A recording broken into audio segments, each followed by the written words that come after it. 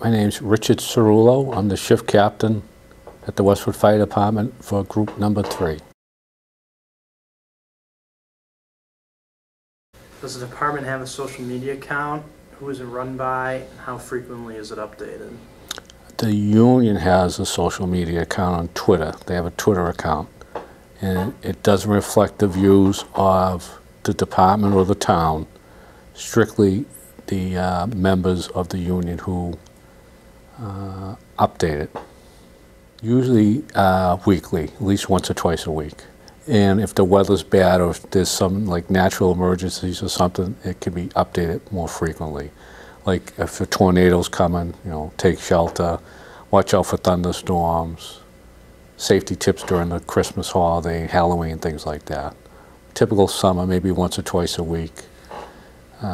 When there's, like I said, natural disasters coming or thunderstorms or snowstorms coming, it can be updated more frequently.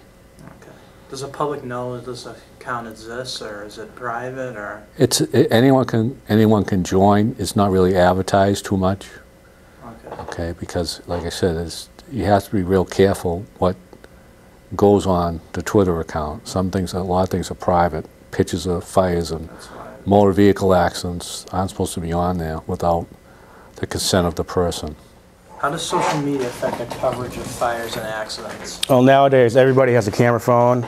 You know, they take photos, video, and it can show the details of what we really do every day, rather than just thinking, oh, we only go to fires all day or go to a medical.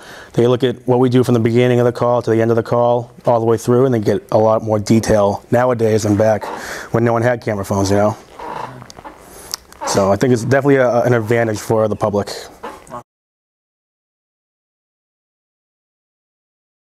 I know it's written, but we're in the process of rewriting all our rules and regulations, and there is going to be a social media policy.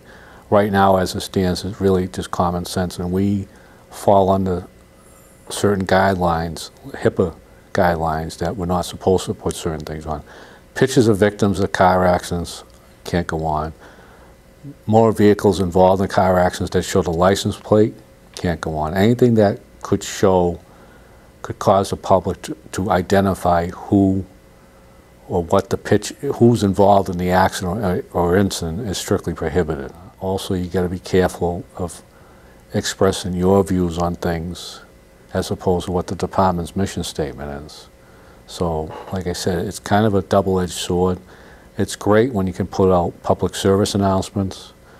And like I said, we use it all the time for, you know, make sure you keep your Christmas tree watered, make sure you carry a flashlight during Halloween. Yeah, change your batteries in your smoke. All that stuff is great to do that, but there's a fine line between doing that and starting to make comments about certain people or making political statements. You know, you have a right to free speech, but you also have to follow the rules and regulations of the department. There are plenty of advantages.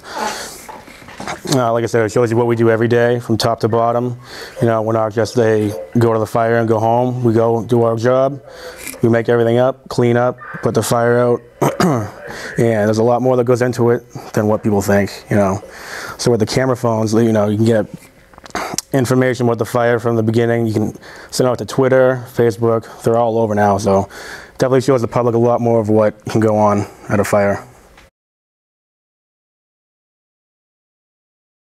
Not to my knowledge. There's been a few things that, you know, people have thought better of posting things on Facebook or Twitter. I know for a fact there's been a couple of times where people have thought better you know, something might be perceived as a joke, and then other people who don't know anything about the fire service or the job in general or things like that, it might not be perceived as a joke. So people have thought better of putting certain things on it.